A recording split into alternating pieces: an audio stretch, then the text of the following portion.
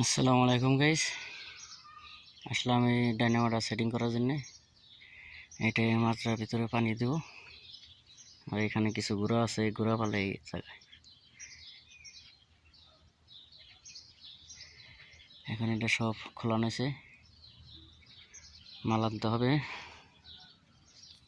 তো সবাই চ্যানেলটা সাবস্ক্রাইব করবেন, ফেসবুক পেজটা ফলো দিবেন। ধন্যবাদ সবাইকে।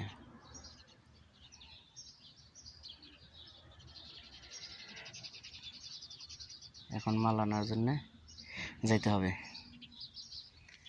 তারপর এই তো ফিশ নষ্ট হয়েছে, এটিও লাগাইতে হবে। ওকে, যাব এখন। 3টা ফিশ